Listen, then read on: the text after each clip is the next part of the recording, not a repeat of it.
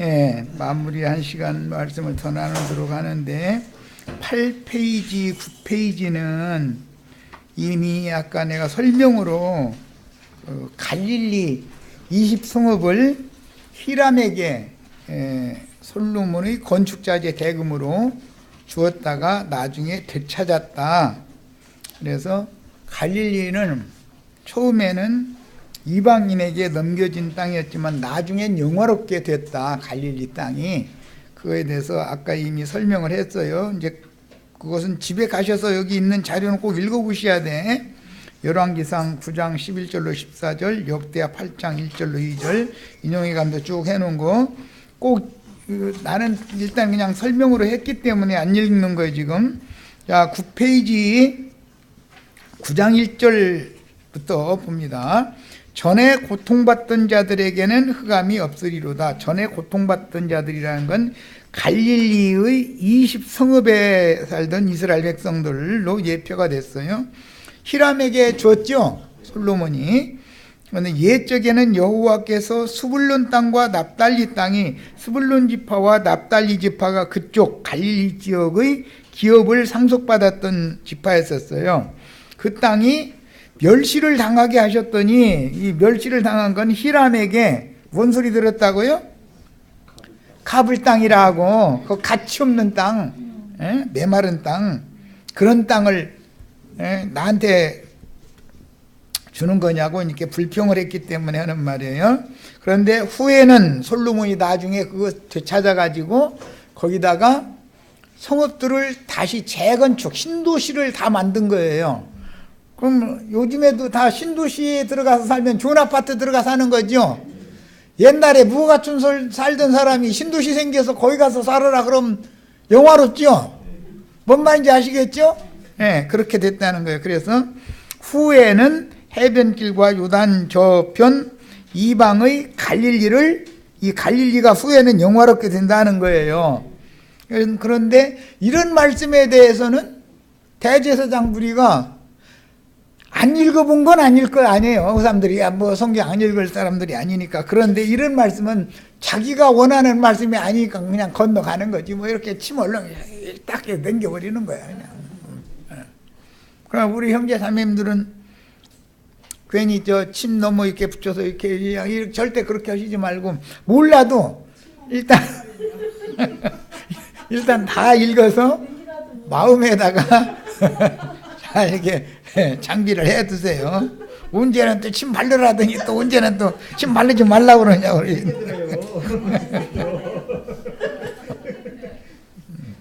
성경을 많이 읽을 때는 침을 자주 발라야 되고, 그냥 걷는 때랑 침 바르시지 말아야 되고, 뭐 그 말이야. 그거 해석까지 해줘 그걸 어떻게. 자, 속세에도 신토불이라는 말이 있듯이 어떤 땅에서 나고 자란 사람들은 그 땅의 특성에 맞게 살아갈 수밖에 없죠. 산촌에서 태어나면 산속에서 사는 방법으로 살아야죠. 들판에서 평야에서 태어나면 농촌에서 사는 방법으로 살아야죠. 바닷가에서 태어나면 어촌에서 사는 방법으로 거기에 맞춰 사는 수밖에 없는 거예요. 그런 거 보고 이제 신토불이다 그러죠. 땅과 사람은 서로 이게 이라는 건 이제 다를 수가 없다. 불이라는 말은 다르지 않다 이제 그 말이죠. 그런 것처럼 예로부터 예루살렘의 유능하고 똑똑한 기득권자들에게 멸시받고 천대받는 지역이 갈릴리 지역이었다. 언제부터? 히람 때부터. 그랬는데 갈릴리 사람들은 그 땅에서 농사한 산물을 주신 대로 감사해요. 농사가 잘 되면 잘 돼서 감사하고, 흉년 들어오면 뭐 하나님 흉년 보내셨으니 어떻게 해요? 그냥 그대로 살아야지. 또 갈릴리 바닷가에서 사는 사람들은 오늘 밤에 갔는데 물고기가 안 잡히는 대로 돌아와야지. 어떻게 해? 내일은 많이 잡히게 해주세요. 그러고 와야지. 이렇게 사는 아주 순박한 사람들이 있었다. 예루살렘이나 사마리아 성에서 사는 큰 대도시에 사는 사람들은 머리 회전이 휙휙 돌아가고 아주 계산 속이 빠르고 아주 옛날 시골에 살던 사람들 뭐라고 하냐면 서울 가면은 눈 번이 뜨고 코배 간다더만 그랬어요. 눈을 다 뜨고 있는데 코를 배 간대잖아. 그러니까 얼마나 서울 사람들이 야박하고 사람 돌라먹는 것을 잘했다 그 말이잖아. 사기를 잘 쳤다. 그런데 요새는 시골 사람들이 더 야박해졌다더만. 뭐든지 돈으로 보인다더만. 옥수수 한 자루도 딱 보면 돈으로 보인다더만. 그게 요즘엔 호박 한 덩어리도 다 돈으로 본다더라고. 이제 인심들이 다 그만큼 메말라졌다는 뜻이죠. 그렇게 각박하게 살면 안 되죠. 반면에 예루살렘이나 사마리아 등의 대도시 사람들은 세상적으로 머리 회전이 빨랐고 계산이 빠른 사람들이므로 생존 경쟁에서 밀리지 않았으며 그들은 교육도 대도시 사람들은 교육도 많이 받게 마련이고 모든 면에서 유리한 조건을 갖춘 자들이었지만 그 영혼은 갈릴리 사람들처럼 순수하지가 못했다 이거야. 세상 인심 그렇죠? 서울 인심하고 시골 인심하고는 아직도 뭔가가 좀 다르긴 다르죠. 아직도. 자, 그러므로 자기네들의 배경은 유대 땅이요 예루살렘 사람들이니까 갈릴리 출신이라면 무턱대고 무시하므로 우리식으로 하자면 그 촌놈들이 뭐를 한다고 이런 식인 거지. 그냥 무조건. 그런데 하나님은 촌놈들이 더 좋은 거예요. 왜? 그 심성이 순수하니까. 이게 이렇게 돌아가는 사람들은 하나님이 뭐 말씀하시면 벌써 하나님이 한마디 하시려면 두 마디 세 마디를 지가 해버리려고 그러니 이거 어떻게 당해? 목사님들 못 당하죠? 하나님도 못 당해요. 목사님보다도 하나님보다도 아는 게 더 많아가지고 하나님이 그 사람 깨우쳐주려고 뭐 말씀하시려면 이미 나 다 알고 있어요. 다 알고 잃어버리고 하나님하고 막 다퉈버려. 그러니 그 사람들을 어떻게 먹느냐 이거요. 그런데 저 갈릴리 20성읍에 살던 사람들은 농사 짓는 사람은 주신 대로, 고기 잡는 사람들은 또 주신 대로 그냥 오늘 한 끼 먹을 만큼 고기 생선 잡혔으면 그걸로 콧노래 불러가면서 돌아오는 거야. 우리 가족 굶지 않게 해주셨으니 감사합니다 이러고 내일은 또 주실 줄로 믿습니다 이러고 그러는데 이게 도시 사람들은 그런 게 없다 이거예요. 야, 하나님은 도시 사람을 좋아하는 게 아니에요. 시골 사람을 좋아하셔. 가불 땅 사람들이 다 되셔야 되겠어요. 우리도 세상 사람의 눈과 하나님의 눈은 다르다는 걸 지금 말씀드리는 거예요. 이것은 땅이라는 건 인간의 마음을 상징하는 거잖아요. 그러니까 심성이 세상의 눈으로 볼 때는 쓸모없는 땅이고 버려진 땅으로 보이는 그런 심성의 마음을 가진 사람들이 나중에는 주님 앞에 영광을 얻는다. 지금 그 말이단 말이에요. 자, 하나님의 일하심은 참으로 비밀스러우니 현대에도 마르고 다른 세상 교계의 유명한 목회자들이 강대상에서 증거하는 설교는 무턱대고 맹신하지만 아무것도 자랑할 것이 없는 비천한 출신의 누군가를 통해서 하나님의 나팔을 불게 하셔도 세상적인 관념으로 조성된 세상 교계의 신자들은 아예 들어볼 필요도 없이 멸시해버리는 것이 그때 당시의 일이나 오늘이나 똑같다. 이거는 영의 세계에 들어가면 똑같은 거거든. 항상 하나님은 비천한 사람들을 자기 땅에 남겨두시고 비천한 출신을 통해서 크고도 비밀스러운 새 일을 행하심으로 너희 형제들 가운데에서 한 사람을 세워서 그를 메시아로 내가 보내니까 그의 말을 들어야지. 그의 말을 안 들으면 너희 이스라엘 백성들 가운데서 끊어지고 멸망받을 거다. 이런 말씀은 대제사장 무리는 안 읽은 건 아니에요. 읽기야 수백 번 읽었겠지만 담아두지를 않는다 이거예요. 자기네들은 상관없는 말이니까 그런 말은. 오늘날 또 무슨 신학교 뭐 무슨 박사학위가 몇 개고 뭐 이런 얘기하면은 사람들은 급하죠. 그런데 하나님은 네가 박사면 나에 대해서 아는 것 좀 내놔봐라. 예수님이 만약에 그러면 뭐 아는 것이 있어야지. 실제는 빈축종이니 이것을 하나님이 그 위선자라고 그러잖아요. 외식하는 자라고 그러잖아요. 그래서 인간들이 지어낸 무슨 그 호칭을 강조하는 말, 뭐 당회장 목사님, 뭐 모회장 목사님, 총회장 목사님, 뭐 무슨 감독 목사님 막 등등 뭐 해가면서 그런 소리 하면은 그 사람 말 절대 귀 기울이면 안 된다 이거예요. 그 사람들은 하나님보다 더 똑똑한 사람들이요. 하나님 뭐 말씀하시려고 그러면 나 이미 다 안다. 여러분 하나님한테 따진다니까. 다 아는 얘기 그 시시한 소리 하지도 말고 좀 더 비까번쩍한 거 멋있는 거 좀 이게 막 심플한 걸로 좀 이게 막 이런 식이라니까. 그러면 예수님이 알았다. 야 나 너 못 당하겠다. 그러고 가셔야지 어떻게 그걸. 제가 다 안다는데 어쩔 거예요 그걸. 영을 분별하는 능력은 그 사람의 생명성숙과 관계가 되므로 구속받고 거듭난 후로 교회 생활을 통해서 진리 말씀으로 양육을 받아 영적 지혜가 자라고 영적 지식이 더해지도록 올바른 신앙 지도를 받아서 속사람이 온전한 신앙인으로서 그리스도의 형상이 이루어지는 것이 신앙인의 바른 신앙 태도다. 뭐 세상 교계에서는 그리스도 형상을 닮아가야 된다 했었는데 닮아가는 것은 위선자들이라는 소리고 우리는 닮아가려고 하지 말고 이루어져야 되는 거예요. 이루어진다는 말과 닮아간다는 말은 전혀 개념이 다른 말인 거예요. 예수님 닮아가야지 다 그러지요. 닮아가려고 하지 마세요. 닮아지지도 않는 것이고 하나님의 생명으로 태어나서 온전함을 이루면 자연스럽게 그 형상과 그 모양으로 만들어지는 것이지 사람이 막 닮아가려고 하다 오늘부터 예수님 닮아야지 막 이렇게 하면 예수님 무사치고 마귀 닮아져 자꾸. 신앙 양심이 올곧고 생각이 맑고 청명하며 건전하고 반듯한 정신을 가진 장성한 분량의 그리스도인들로 자라서 속생명이 자라는 게 이렇게 중요한 거예요. 생명률이라는 게 이렇게 중요한 거예요. 주님의 부르심을 받는 그날에는 부끄러울 것이 없는 그리스도의 사람으로 주님 앞에 서도록 기도하며 깨어서 주께서 보내신 증인들의 나팔 소리를 유심히 듣고 계시로 주신 믿음으로 화합하여 자신의 생명으로 취하는 것이 참 중요하다. 신앙생활이라는 건.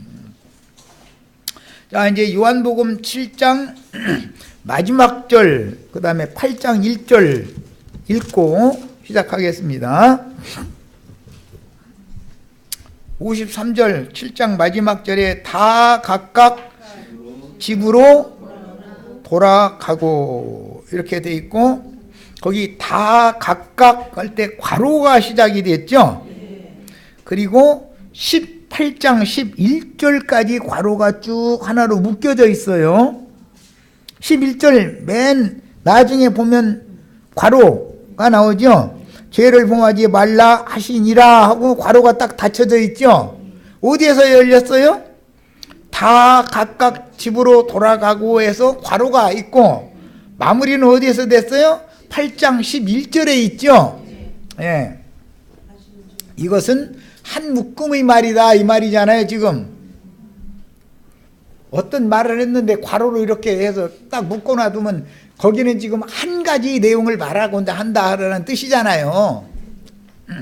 그런데 어떤 사본에는 이게 빠져 있다는 거예요. 그런데 사실은 이게 너무 중요한 말씀이에요. 사실은 이제 현장에서 간호마다 잡힌 여자 끌고 와서 돌로 치는 재판하는 얘기예요.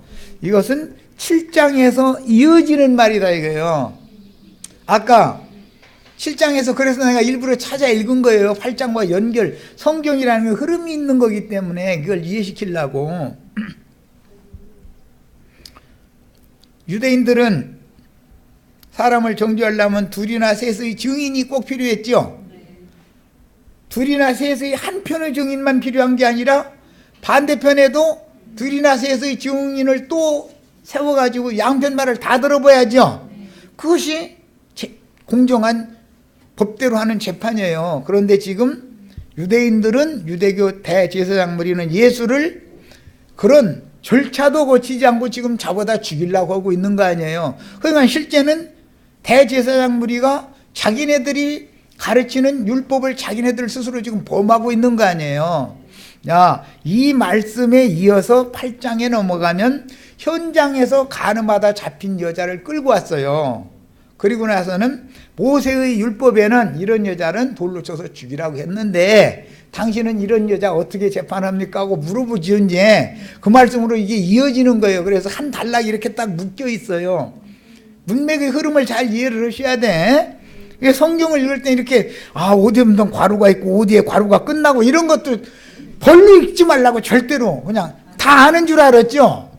여기 괄호가 있는 것도 몰랐죠. 내가 지금 지적하니까 엄마 보니까 그러네. 지금 그런 거 아니에요. 얼마나 성경을 함부로 읽냐 이 말이에요. 목사님들도 이런 걸 몰라요 사실은. 그런데 아는 체 하는 거예요. 근데 뭐 다 빈집종이들이지 뭐. 말하고자 하는 성경이라는 하나님이 어떤 말씀을 하시면 흐름이 있는 거다 이게 말하고자 하는 의도가. 그러면 거기에 맞춰서 해석을 해야 되잖아요. 8장에 재판하는 돌로 치는 재판하는 말씀으로 이어지는 의도를 이해하시겠죠 이제. 7장을 이해하지 못한 사람 8장에 가면은 현장에서 가늠하다 잡힌 여자 예수님은 용서해 줬대 막 이런 식으로 하면 안 된다 이거예요. 왜 그 말이 여기에 이어지는지를 알아야 된다 이 말이에요. 자, 요한복음 7장 내용은 유대인의 마지막 명절인 초막절의 중간쯤에 예수님이 예루살렘에 올라가셔서 예루살렘에서 절기 지키러 온 이스라엘 백성들을 가르치는 말씀이죠. 그런데 그때 그 말씀을 듣고 누구는 이 말에 가면서 서로 격론이 일어났는데 대제사장 무리는 지난번 안식일 날 38년 된 병자를 고쳐준 때부터 안식일을 범할 뿐 아니라 자신을 하나님의 아들이라고 해서 하나님의 친아들이라고 한다.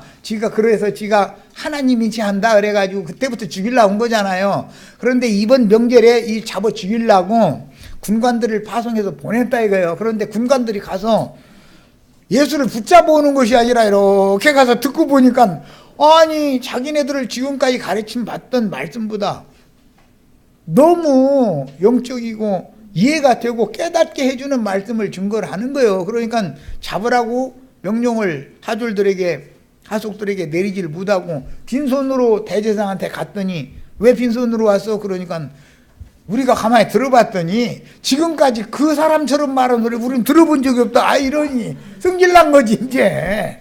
뭔 말인지 아셨죠?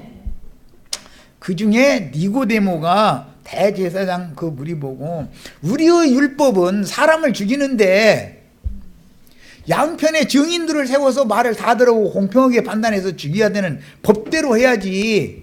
그런 율법도 지키지 않으면서 무턱대고 예수를 잡아다 죽이려고만 하니 너희가 잘못이지 않냐. 지금 니고데모가 그 말을 했죠.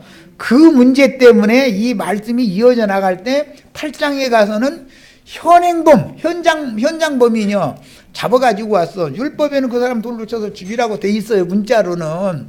그런데 예수님 보고 당신은 이 여자 어떻게 재판할 거냐 물어보는 말씀이 괄호로 이렇게 딱 묶여 있다 이거예요. 그 말은 7장에서 이 8장의 말씀이 연결되고 있다라는 뜻이다 이 말이에요. 말하고자 하는 의도를 하셔야 된단 말이에요. 야, 그런데 7장 53절 다 각각 집으로 돌아가고 라고 돼 있죠. 이 말은 명절 중간부터 예루살렘에 예수님이 올라가셔서 명절 끝날 곧 큰 날에 연복궤 앞에서 외치셨잖아요. 예, 그 내용을 지금 담는 말씀이기 때문에 명절이 끝났으니까 다 저희 집으로 가야지요. 명절 지키러 먼 데서 온 사람들이 다 자기 집으로 갔다 그 말이에요. 이제 그러면 남은 건 누구만 남아요? 예루살렘 사람들만 남는 거죠. 예루살렘 사람들은 남아있는데 먼 데서 온 사람들은 다 갔다 그 말이에요. 그러니까 이 말은 특히 갈릴리 지역에서 대제사장 무리가 멸시하는 그 지역에서 절기 지키러 왔던 사람들은 갈릴리 지역으로 다시 돌아갔다 그 말이요. 가고 그 말은 갈릴리에서부터 예수를 따라오던 예수를 편들어 줄 만한 사람들은 다 가버렸고 이제 예수를 죽이려고 하는 사람들만 남았겠죠. 지금 내가 하는 말을 잘 이해를 하셔야 돼요. 예수님만 보면 돌 들고 달라들어서 치려고 하는 사람들만 남은 거 아니에요. 상황이 이런 거예요 지금. 자, 그런데 예수께서는 갈릴리로 가시지 않고 어디로 갔다고 이어지고 있어요? 감람산으로 갔다 이거예요. 감람산으로. 감람산에는 이제 지금부터는 중요한 말씀이 많이 나와요. 제자들과 함께 모여서 기도하시던 기도처가 있었어요. 그 기도처를 가룟 유다도 함께 거기를 여러 번 갔으니까 예수님 마지막 잡히던 그 밤에 당연히 감람산의 기도처에 가면 이 시간에는 기도할 때다라고 알고 있었기 때문에 군관들을 데리고 기도처로 갔던 것이잖아요. 예수님이 거기서 땀방울이 핏방울이 되도록 기도를 했고 제자들 보고 기도 좀 같이 하자고 그랬더니 조식조식 다 줄고 자고 그랬다고 그러잖아요. 기도처가 감람산에 있었어요. 그러니까 명절 때 오시면은 꼭 거기를 들려서 기도하시고 내려갔다 이거예요. 다른 사람들은 그냥 형식적인 절기 지키고 헌금통에 헌금 넣고서는 제 갈 길을 다 가버렸지만 예수님은 그렇게 신앙생활을 하지 않았다 지금 그 말이에요. 자, 또한 예루살렘에 오시면 문둥이촌인 감람산 기슭에는 베다니라는 마을과 벳바게라는 마을이 있어요. 베다니라는 마을은 고통받는 자들의 집이라는 뜻이에요. 벳바게라는 말은 설익은 무화과의 동네, 마을 그런 뜻이에요. 계시록에 보면 여기 벳바게 이 의미가 나오죠. 선 무화과가 대풍에 흔들려 떨어지는 것처럼 하늘에 별들이 떨어진다 그랬잖아요.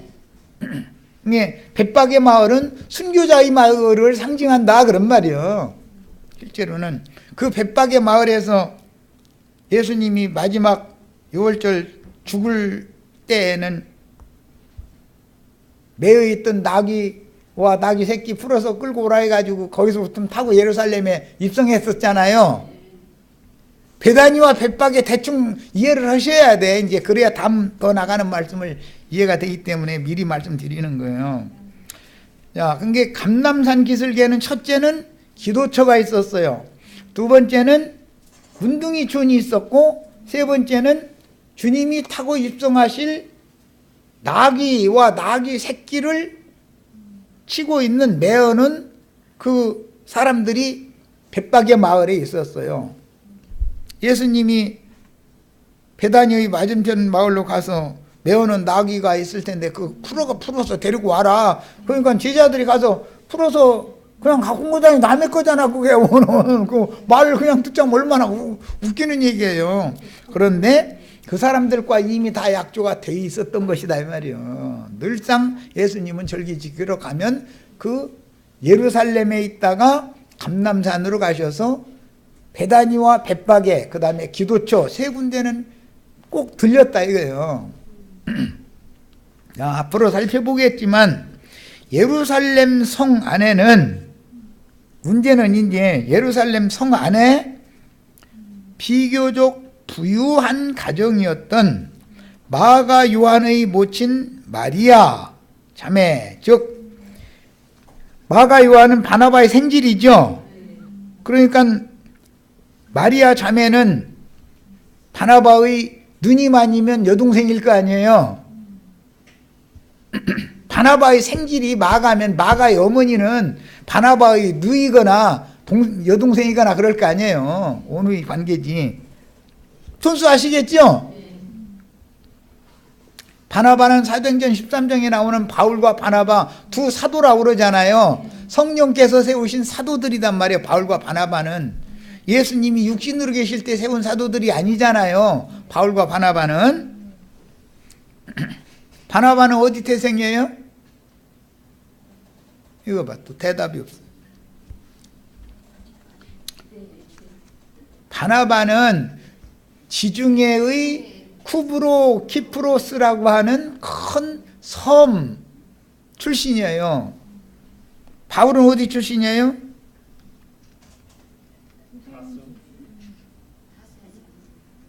예. 길리기아도의 다소성 출신이에요. 적어도 성경을 물어보는 데가 좀 서로가 답답해요.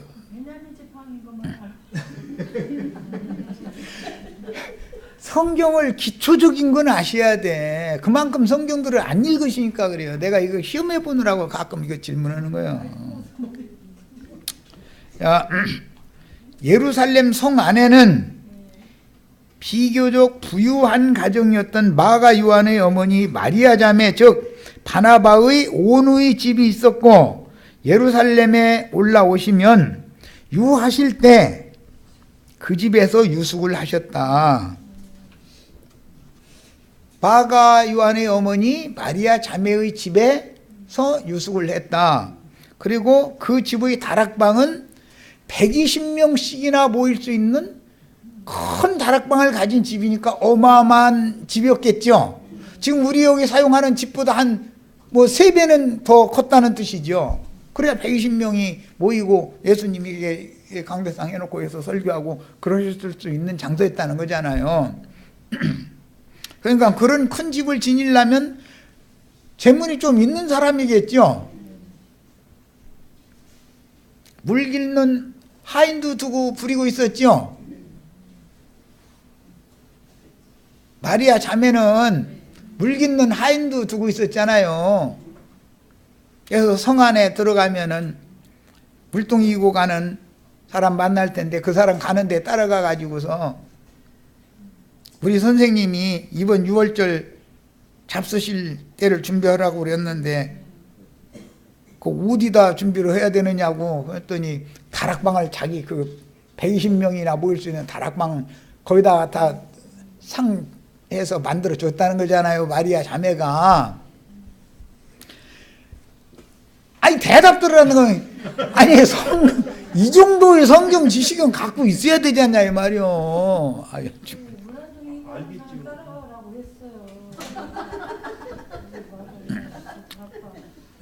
자, 그래서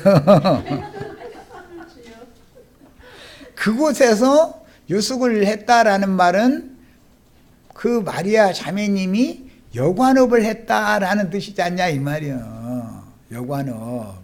오늘날로 말하자면 그때 당시의 여관업과 오늘날의 여관업은 물론 다릅니다. 다르지만 어쨌든 주막집이었다 이거예요. 거기가 예수님이 예루살렘에 올라가면 거기에 머리를 두고 들어가시는 거예요. 그럼 제자들은 덜렁덜렁 따라가는 거죠. 그러면은 방도 여러 개 있고 따라오던 갈릴리에서부터 예루살렘까지 따라다니는 자매들도 많았죠. 그럼 여자 남자 섞어서 할 수는 없잖아. 방이 따로따로 많이 있으니까 그 집을 택해서 거기서 유숙을 했던 거지. 매번 절기 때마다 제자들 데리고 오시면 배경을 일단 이해를 해야 된단 말이야. 네, 배경을. 그리고 예루살렘에서 한 5리쯤 되는 거리, 그건 안식일에도 가기에 알맞은 거리다 그래요. 그 거리가 어디냐면은 예루살렘과 감람산의 거리였다 그래요. 자, 바나바의 온누이인, 온누이를 빼놨네 여기 오다가는. 온누이인 마가 요한의 모친 집은 비교적 큰 집이었다. 왜? 120명이 모였다고 돼 있으니까 큰 집이죠.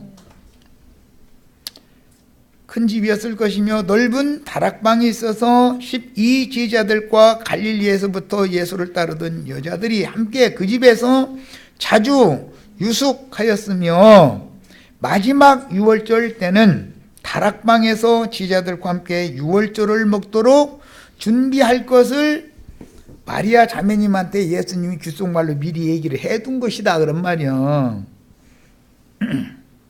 벳박에 닭이 기르는 사람한테도 예수님이 들려서 슬쩍 얘기를 해놨기 때문에 이번 마지막 유월절 때 내가 네가 기르는 나귀 타고 예루살렘 성에 입성을 해야 다윗이 나귀를 타고 예루살렘 성에 입성을 했었던 율법을 이룰 수 있으니까 내가 제자들 보내거든 군말 말고 끌고 가게 놔둬. 그랬다. 이미 기tum을 해놔뒀다 이 말이요.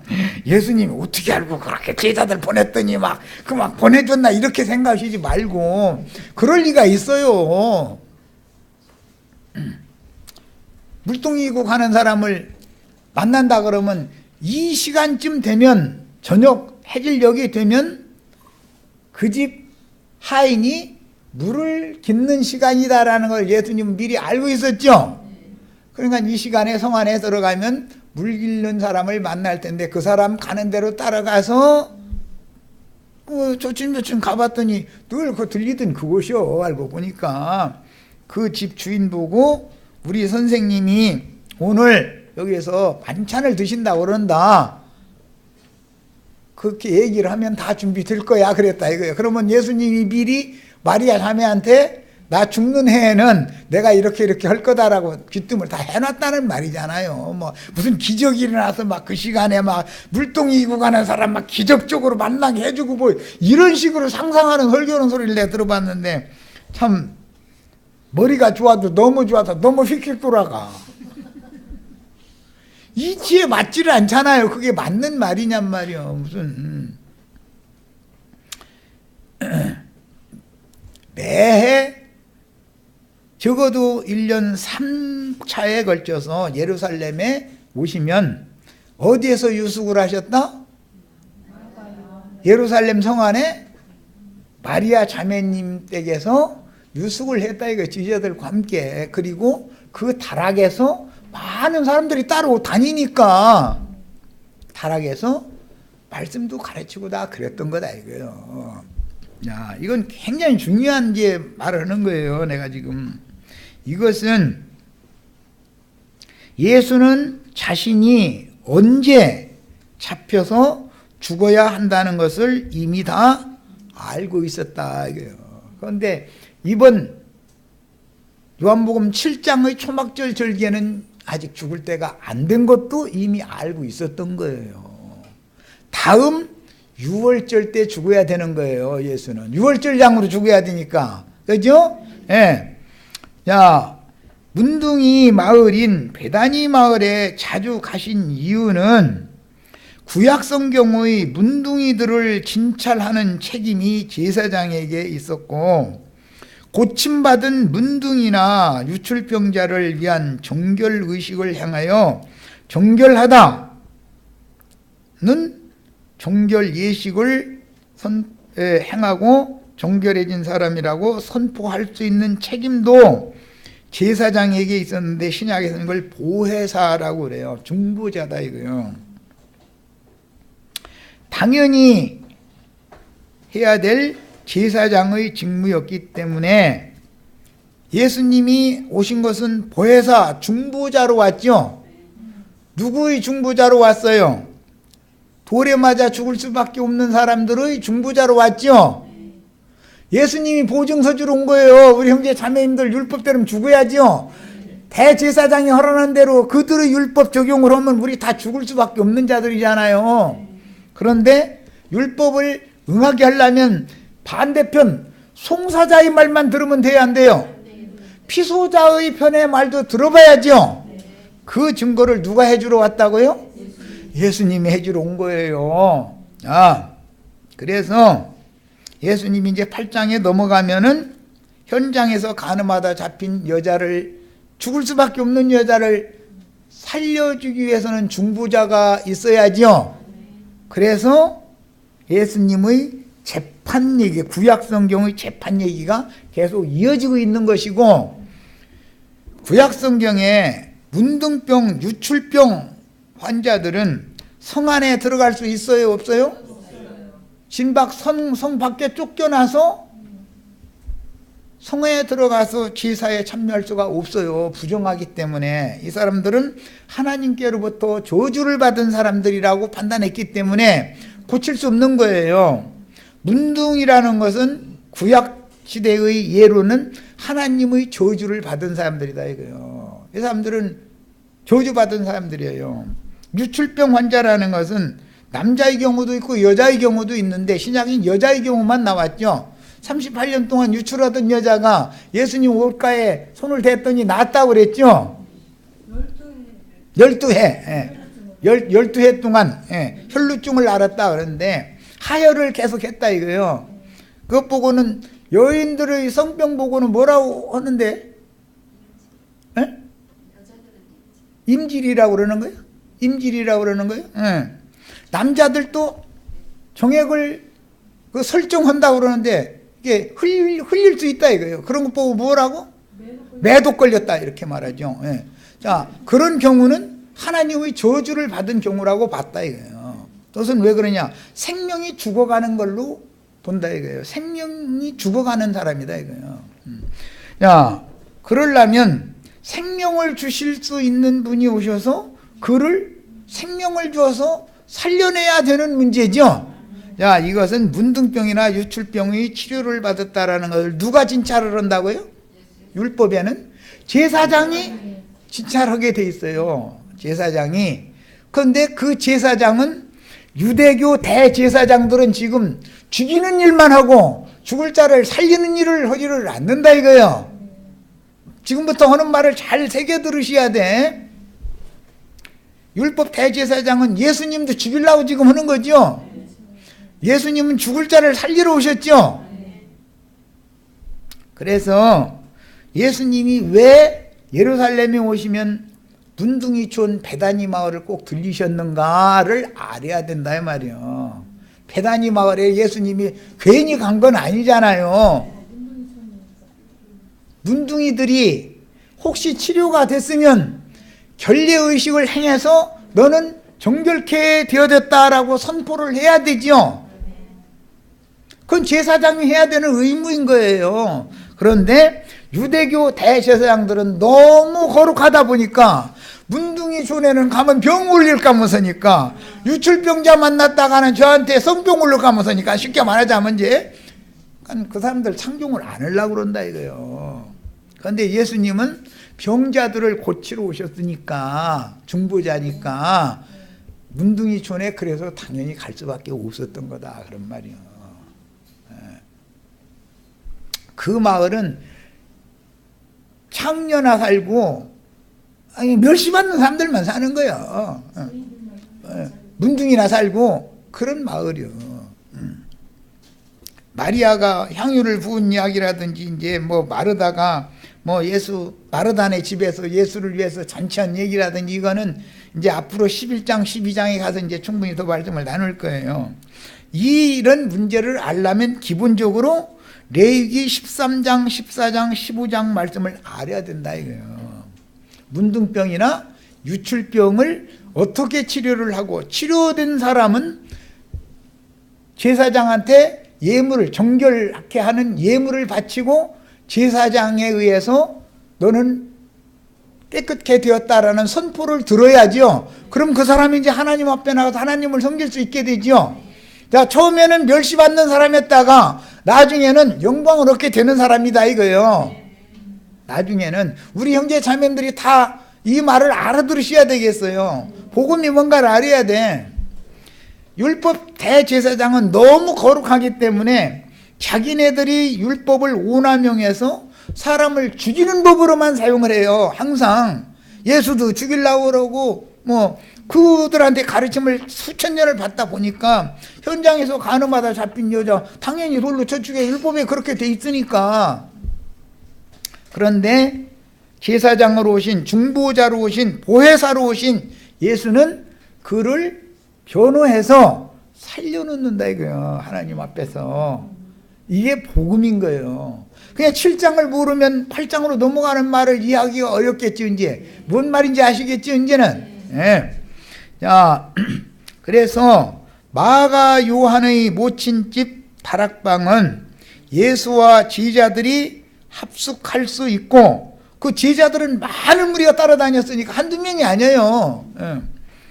따르는 무리가 함께 모여서 주님의 가르침을 받을 수 있는 넓은 공간의 다락방이 있는 주막집이었다. 예수님이 이 생에 오신 거 제자들 다 나그네 드리고 하나님 앞에 갈 때까지는 주막에 가서 유해야 되는 사람들이죠.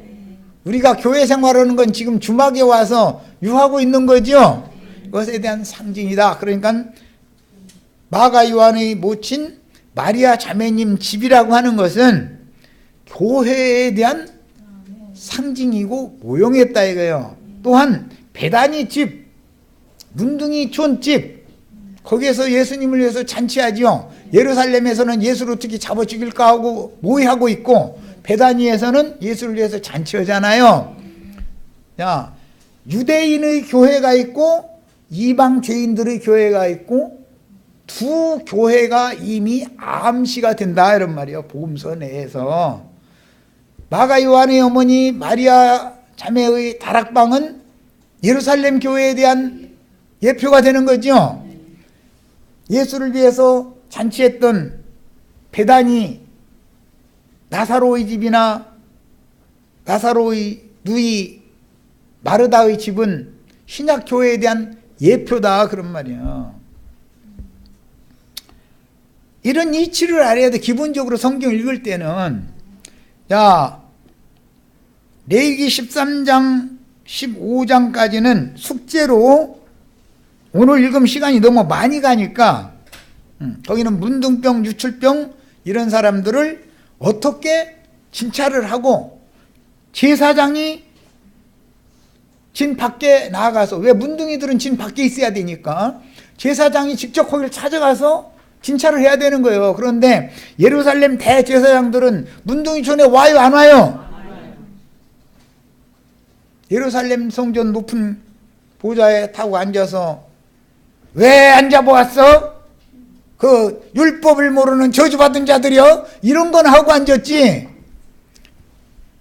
힘없고 가난하고 어려운 처지에 처해 있는 사람들을 찾아가는 일이 없다 이거예요. 그러면 하나님이 제사장에게 맡긴 직무를 지금 해태하는 중이고 하나님이 맡긴 사명을 실제는 하지도 않아가면서 윽박지르고 공갈치고 해가지고 헌금이나 받아 처먹고 앉았지 않냐 이 말이요.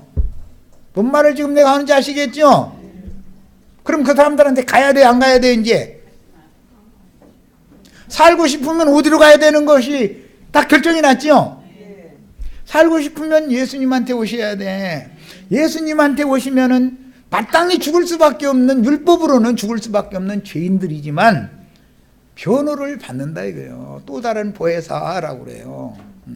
이제 이건 성령이 되시면 또 다른 보혜사고, 지금은 보혜사죠. 그냥 육신으로 오셔서 살아계신 때니까 보혜사께서 중보를 해주셔서 그의 중보를 통해서 하나님이 최종 재판장이기 때문에 율법대로 자면 당연히 죽여야 된다고 송사를 하지만 이 편 말도 들어봐야 되겠다. 하나님은 양편 말을 들어본다 이거예요.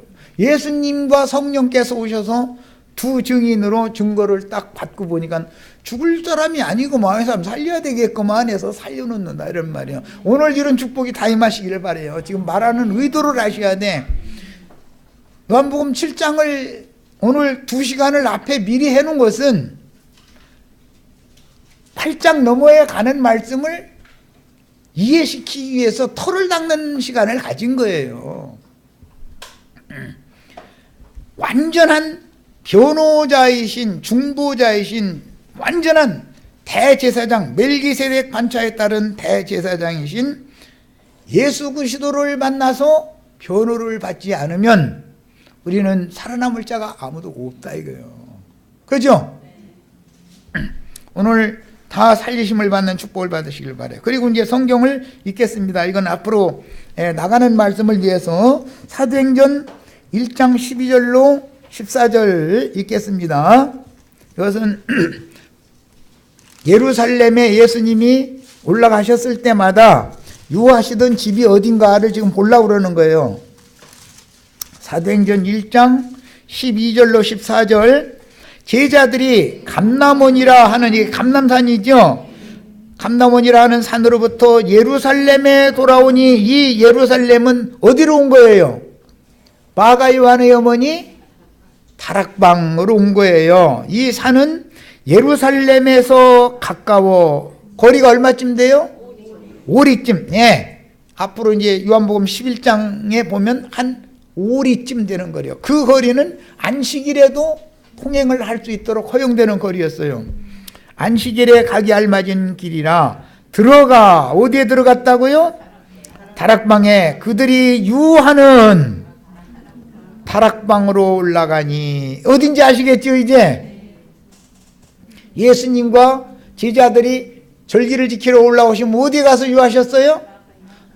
이 마가 요한의 어머니 다락방에 가서 그 집에서 거하신 거예요. 거하시다가 다른 사람들은 다 돌아가도 예수님은 감람산으로 가서 기도하시고 베다니 마을 사람들 둘러보시고 문둥이들 다 진찰하러 가는 거예요. 이제 나았나 안 나았나 이렇게 확인해 줘야 되니까.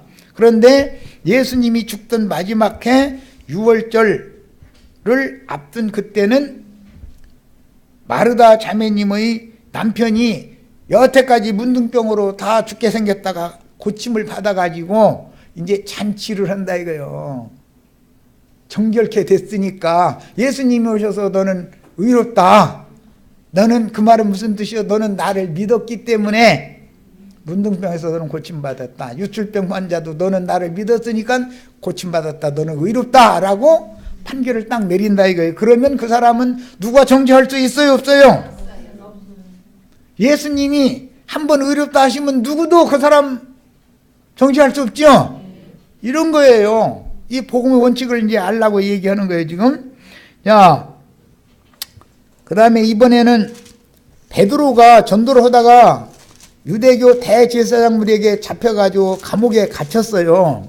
그랬는데 천사가 와서 베드로를 감옥에서 풀어주고 나가게 해줬어요. 그럼 베드로가 어디로 가느냐 이제 감옥에 갇혔다가 나가면 자 사도행전 12장 1절에서 18절을 읽어보겠습니다.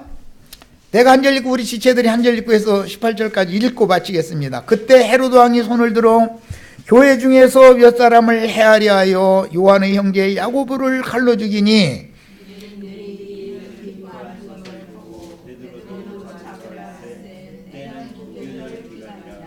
잡음에 옥에 가두어 군인 넷씩인 네 패에게 맡겨 지키고 6월절 후에 백성 앞에 끌어내고자 하더라. 6월절 절기가 지나면 이제 죽이려고 했다 이 말이에요. 자,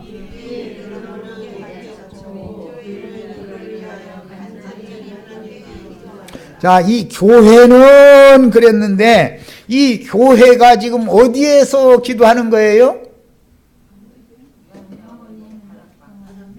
마가 요한의 어머니 마리아 자매님 집의 다락방에서 모여서 기도하는 거예요. 교회는. 그러니까 예루살렘 교회는 어디에 모였다? 마가 요한의 어머니 마리아 자매의 집에 모였어요. 그래서 신약성경엔 전부 집에 있는 교회에 편지하노니라는 말이 나오게 되는 거예요. 사람이 손으로 지은 성전에 모이는 게 아니에요. 예배당이 성당에 모이는 게 아니에요. 집에 모이는 교회, 집에 모이는 무슨 집? 주막집이다. 이거 주막집. 나그네들이 임시 거쳐가서 쉬었다 가는 집이요. 자, 간절히 교회가 이제 기도를 하나님께 기도를 했어요. 자, 헤롯이 잡아내려고 하는 그 전날 밤에 베드로가 두 근인 틈에서 두 쇠사슬에 매여 누워 자는데 파수꾼들이 문 밖에서 오월 지키더니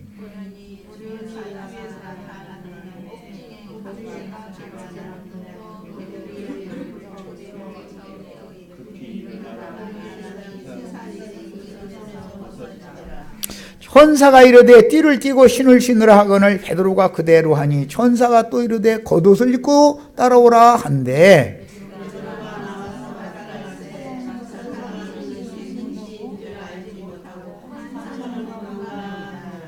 이에 첫째와 둘째 파수를 지나 시내로 통한 성문에 이르니 문이 저절로 열리는지라. 나와서 한 거리를 지나매 천사가 곧 떠나더라.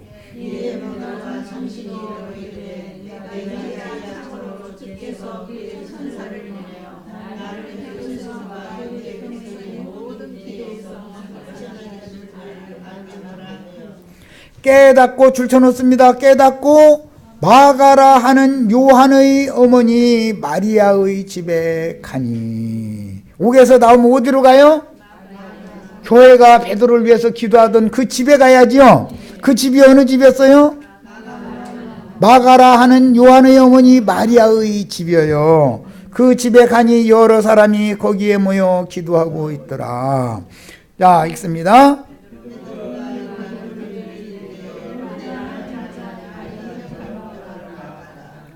지난번에 예수님이 제자들 보낼 때 물깃든 여자가 누구였어요? 하인이? 로데라는 여종이었죠? 마가 요한의 어머니는 여종을 부릴 만큼 비교적 부유한 가정이었었다는 걸 알 수 있죠? 그러고 저러고 뭐 120명이 모일 정도의 다락을 가진 뭐 집이니까 어마어마하게 큰 집이죠.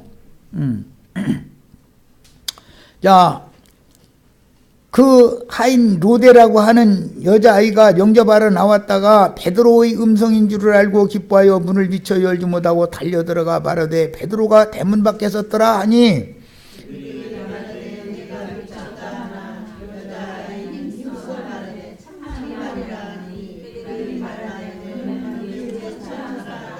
베드로가 문 두드리기를 그치지 아니하니 그들이 문을 열어 베드로를 보고 놀라는지라.